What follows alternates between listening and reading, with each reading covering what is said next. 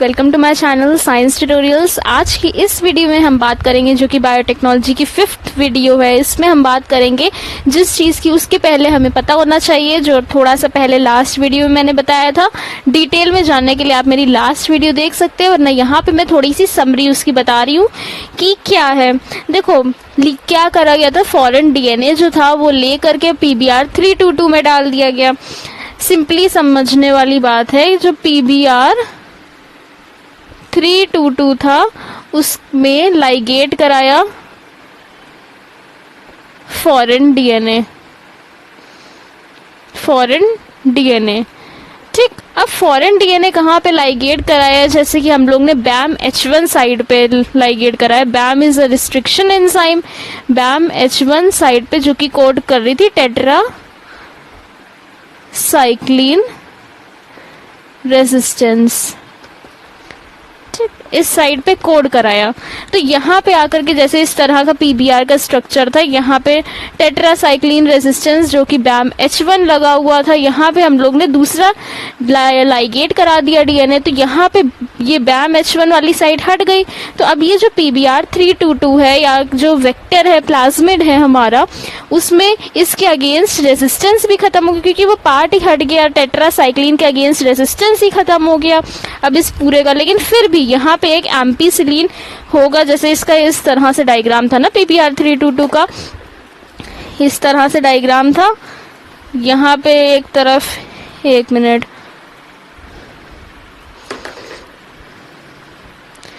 एक तरफ यहाँ पे BAM H1 था, यहाँ पे एम्पीसिलिन रेजिस्टेंस था और यहाँ पे टेट्रासाइक्लिन रेजिस्टेंस था। ये पार्ट हट गया, इसकी जगह फॉरेन डीएनए लाइगेट हो गया। लेकिन फिर भी अभी भी इसके पास एक रेजिस्टेंस है, एंटीबायोटिक रेजिस्टेंस है, एम्पीसिलिन। ठीक, तो अभी भी अगर इसके पास ये हट गया है तो भी हम लोग इसमें से एम्पीसिलिन की हेल्प से फाइंड आउट कर सकते हैं कि ये रिकॉम्बिनेंट है कि नहीं है। तो यहाँ पे फॉरेन डीएनए है। ठीक, अब हम लोग इसी को ही प्लेटिंग करेंगे। किस चीज में? ऐसी चीज में जिसमें या तो दो बार प्लेटिंग करेंगे एम्पीसिलिन मीडियम में, एंड जिसमें एक टेट्रासाइक्लिन प्रेजेंट हो। ठीक, अगर ये हमारा या तो इसमें ग्रो कर गया या इसमें, दोनों में से किसी पे भी ग्रो कर गया तो वो हमारा कहलाएगा, मतलब कि ये PBR 322 है वो रिकॉम्बिनेंट होगा। मतलब कि ये फिर से रिकॉम्बिनेशन फॉर्म कर सकता है, फिर से यहाँ पे आकर के एक डीएनए लग सकता है, तो ये रिकॉम्बिनेंट कहलाएगा। अगर ये दोनों में ग्रो कर गया तो वो नॉन रिकॉम्बिनेंट कहलाएगा। ठीक, अगर ऐसा कोई वेक्टर या प्लाज्मिड जो कि दोनों मीडियम में ग्रो करेगा वो होगा नॉन रिकॉम्बिनेंट। ठीक, तो ये पॉइंट याद होना चाहिए। नॉन रिकॉम्बिनेंट जो होगा वो दोनों मीडियम्स में ग्रो करेगा। ठीक, और रिकॉम्बिनेंट जो होगा दोनों में से किसी भी एक मीडियम में ग्रो कर जाएगा। तो बस ये इतनी सी बात थी। अब इसमें हम लोग आगे थोड़ा सा और पढ़ेंगे। ये लास्ट वीडियो था जिसमें थोड़ा सा मैंने समरी में लास्ट वीडियो पहले से बता दिया है। इस वीडियो में अब हम लोग थोड़ा सा आगे बढ़ेंगे, जो कि ब्लू वाइट सिलेक्शन है, एक आपकी बुक में दिया हुआ है। अब देखो ये जो प्रोसेस है ये थोड़ा सा लेंदी प्रोसेस होता है, कुम्बरसम प्रोसेस होता है। बुक में वर्ड गिवन है ना, मतलब कॉम्प्लेक्स प्रोसेस होता है थोड़ा सा, क्योंकि इसके लिए हम लोग को एम्पीसिलिन भी चाहिए, टेट्रासाइक्लिन भी चाहिए, फॉरेन डीएनए लाइगेट करने के लिए चाहिए। तो दोनों बार प्लेटिंग करानी पड़ेगी, अलग अलग मीडियम में ग्रोथ देखनी पड़ेगी। इसलिए इसका एक सब्स्टिट्यूट निकाला गया, जिसमें सेलेक्टेबल मार्कर जो था, यानी कि जो सेलेक्टेबल मार्कर हमें पता है जो रिकॉम्बिनेंट और नॉन रिकॉम्बिनेंट में डिफरेंस बताए, तो उसके लिए सेलेक्टेबल मार्कर जो था वो चूज करा गया। जैसे कि रिकॉम्बिनेंट डीएनए था, जो रुको मैं लिख के बताती हूँ, वरना ऐसे मैं बोलूँगी तो शायद आपको क्लियर ना समझ में आए। जो रिकॉम्बिनेंट डीएनए था, यानी कि RDNA जो था, उसको बीटा गैलेक्टोसाइडेज जो कि एक एंजाइम है जो कि एक एंजाइम है, पढ़ा होगा आपने क्लास 11 में, किसी भी चीज के आगे एज लगे लास्ट में तो वो एंजाइम कहलाता है। तो वो यहाँ पे एंजाइम में भी आरडीएनए रिकॉम्बिनेंट डीएनए था जो उसको लाइगेट करा दिया। लाइगेट कराने के बाद हम लोग ने इस पूरी चीज को एक मीडियम में रखा जो कि क्रोमोजेनिक सबस्ट्रेट था। क्या था? क्रोमोजेनिक सबस्ट्रेट, क्रोमोजेनिक सब्सटेंस या क्रोमोजेनिक सबस्ट्रेट कह सकते हैं। मतलब क्या हुआ? क्रोमो मतलब हमें पता है अच्छे से कि क्रोमो मतलब होता है कलर, ठीक, एंड जेनिक मतलब होता है गिवर, ठीक, गिवर कह सकते हैं या मेकिंग कह सकते हैं, कलर मेकिंग। तो हम लोग ने इसको, जो कि ये बीटा गैलेक्टोसाइडेज था, इसमें आरडीएनए डाल करके, रिकॉम्बिनेंट डीएनए डाल करके हम लोग ने इसमें इस मीडियम में रख दिया जो कि क्रोमोजेनिक सबस्ट्रेट था। अब उसमें जो कलर शो कर रहे होंगे, यानी कि जो ब्लू कलर शो कर रहे होंगे, जो ब्लू कलर शो कर रहे होंगे वो इसलिए कलर शो कर रहे होंगे क्योंकि वो बीटा गैलेक्टोसाइडेज की प्रेजेंस से, यानी कि इस एंजाइम की प्रेजेंस खत्म नहीं हुई है, लाइगेट नहीं हुआ। देखो जब लाइगेट होगा तो इस एंजाइम की एंजाइम वाली एक्टिविटी खत्म हो जाएगी, क्योंकि ये लाइगेट हो गया, उसमें जाकर के किसी एक पार्ट में लग गया तो इसकी एक्टिविटी खत्म हो जाएगी। लेकिन अगर नहीं लगेगा तो इसकी एक्टिविटी तो वैसे ही रहेगी, तो ये ब्लू कलर शो करेगा। तो ब्लू कलर शो करने का मतलब ये है कि ये लाइगेशन जो है नहीं हुआ, लाइगेशन हुआ ही नहीं है, तो वो नॉन रिकॉम्बिनेंट कहलाएगा।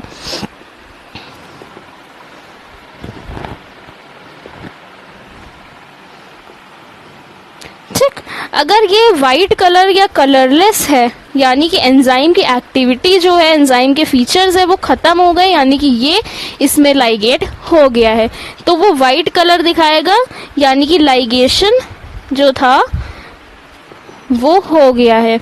और वो उससे हमें पता चलेगा कि जो हमारा डीएनए है वो रिकॉम्बिनेंट है, वो रिकॉम्बिनेशन कर सकता है, आगे किसी में भी हम लोग उसको लाइगेट कर सकते हैं, एक रिकॉम्बिनेंट डीएनए बन सकता है। ठीक, यहाँ से हमें इतनी चीज़ पता चल गई। अब नेक्स्ट टॉपिक जो है वो मैं बताऊंगी, जो कि वेक्टर्स हैं, प्लांट्स और एनिमल्स में यूज़ होते हैं। प्लांट्स और एनिमल्स में ऐसे वेक्टर्स यूज़ क्यों करे जाते हैं? अब कोई प्लांट है जैसे किसी डिसीज से सफ़र कर रहा है, उसकी आगे की काफ़ी जनरेशन डिसीज से सफ़र कर रही है, अब उसको क्योर करने के लिए हम लोग उसमें वेक्टर डाल सकते, कोई भी मेडिसिन की तरह यूज़ कर सकते हैं। किसी का जीन्स, दो चीज़ों के जीन्स लिए और वो वर्क कर गए और उसकी वहीं पे ही डिसीज़ जो थी दिखना, जो डिसीज़ दिख रही थी वो दिखना बंद हो गई। तो इस तरह से प्लांट्स में यूज़ कर सकते हैं, एनिमल्स में भी यूज़ कर सकते हैं। ठीक, अब जो प्लांट्स में यूज़ होते हैं और जो एनिमल्स में यूज़ होते हैं उसके एक एक एग्जाम्पल आपके बुक में गिवन है।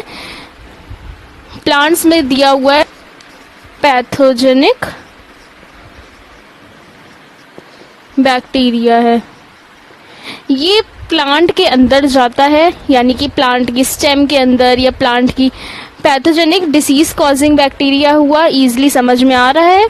ठीक, अब देखो ये इसका फंक्शन क्या होता है। जैसे प्लांट है, प्लांट की रूट हो गई, प्लांट की स्टेम हो गई, प्लांट्स की लीव्स हो गई, उसमें ये बैक्टीरिया इंसर्ट करेगा, ठीक, अपना सब्सटेंस रिलीज करेगा और जो इसका टीआई प्लाज्मिड होगा, जो कि tumour inducing tumour agrobacterium tumefaciens, agrobacterium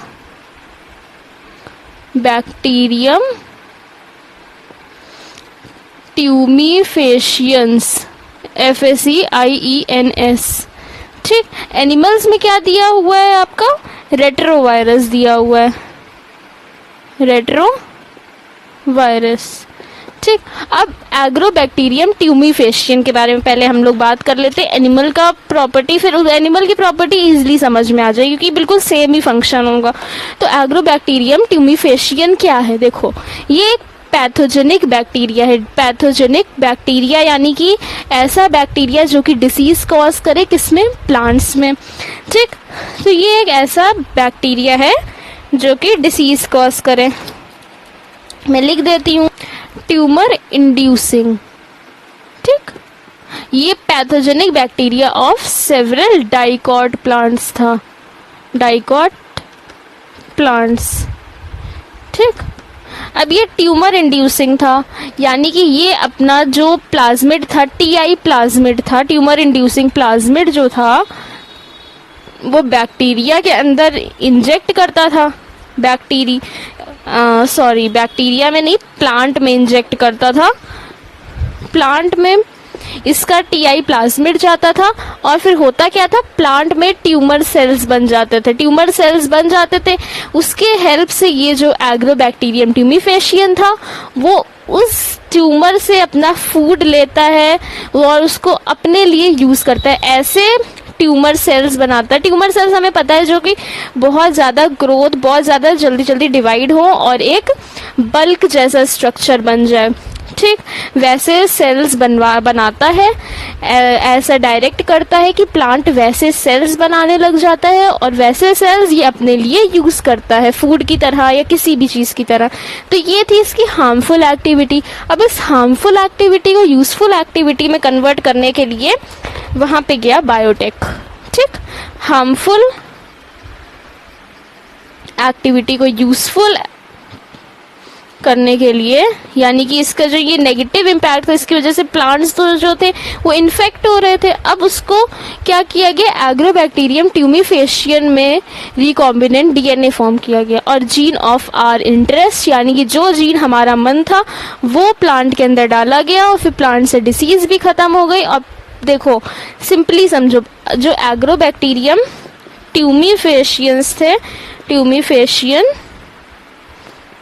ठीक, इनमें ये हार्मफुल डिसीजेस प्लांट्स में कॉज कर रहे थे, बल्क जैसा स्ट्रक्चर बना रहे थे, ट्यूमर स्ट्रक्चर।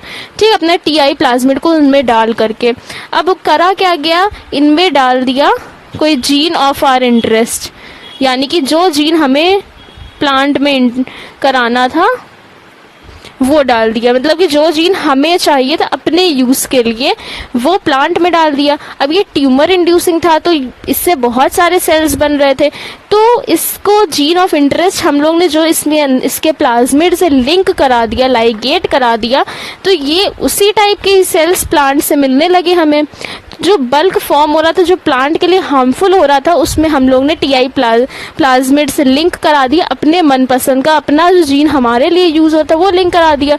तो वो बल्क तो बन रहा था, लेकिन जो बल्क बन रहा था उसको हम लोग ने यूज किया, जो ट्यूमर सेल्स बन रहे थे उसमें एक अच्छा जो भी हमारा उसमें जीन ऑफ इंटरेस्ट था, यानी कि जिस भी चीज़ के लिए हमें जीन की ज़रूरत थी किसी और जीन को हम लोग ने उसमें डाला और फिर वो प्लांट से हमें अपने यूज़ के लिए एक बेटर क्वालिटी का जो भी हमें रिकॉम्बिनेंट डीएनए चाहिए था वो मिल गया। बस इतनी सी चीज़ थी। तो सेम ऐसे ही प्रोसेस एनिमल में भी होता है जो कि रेट्रोवायरस है, तो उसमें समझाने की अब कुछ खास ज़रूरत है नहीं, क्योंकि अगर ये समझ में आ गया तो वो बहुत ईजी है। डाउट्स कमेंट सेक्शन में पूछिएगा। एंड जो अभी मैंने बीटा गैलेक्टोसाइडेज वाला बताया उसमें इंसर्शनल इनएक्टिवेशन हुआ, क्यों इंसर्शनल इनएक्टिवेशन हुआ वो भी जरा मैं बता देती हूँ।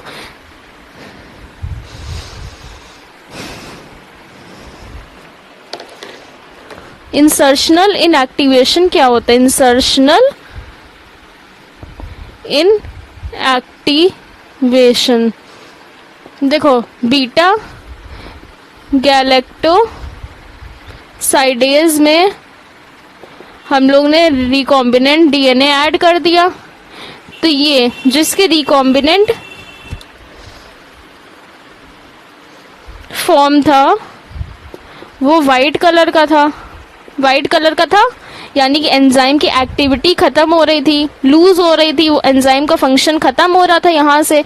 तो ये जब हम लोग ने ये डीएनए लाइगेट करा इसमें, तो इसकी एक्टिविटी खत्म हुई। इंसर्शन डीएनए का, ये जो रिकॉम्बिनेंट डीएनए था, इसका इंसर्शन करते ही, इंसर्ट करते ही ये इनएक्टिवेट हो गया beta galactosidase.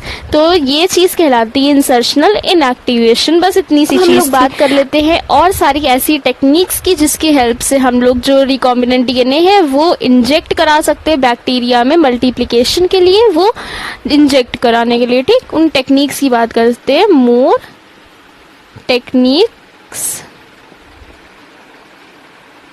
For gene transfer, for gene transfer. ठीक, सबसे पहले हीट शॉक मेथड आएगा, heat shock. Second one is micro injection, micro injection. Then biolistics या gene gun, and last one is disarmed pathogen. इन 4 तरीकों से हम लोग जो जीन है उसको ट्रांसफर कर सकते हैं बैक्टीरिया में। ठीक, अब देखो बैक्टीरिया में ट्रांसफर करने से पहले हमें पहले डीएनए और प्लाज्मिड निकालना होगा, प्लाज्मिड को डालना होगा, डीएनए को डालना होगा ताकि प्लाज्मिड के अंदर जाकर के वो ऐड हो सके ना, तो इसलिए डीएनए चाहिए होगा। अब डीएनए जो होता है, डीएनए को बैक्टीरियल सेल के अंदर जाना पड़ेगा जिससे कि वो प्लाज्मिड के साथ अटैच हो सके।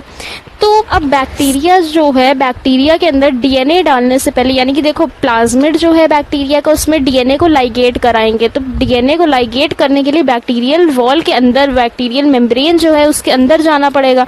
लेकिन वो अंदर जाएगा कैसे? क्योंकि देखो जो बैक्टीरियल वॉल होती है हमें पता है वो लिपिड की बनी होती है जो कि हाइड्रोफोबिक होता है, एंड डीएनए जो होता है वो होता है हाइड्रोफिलिक।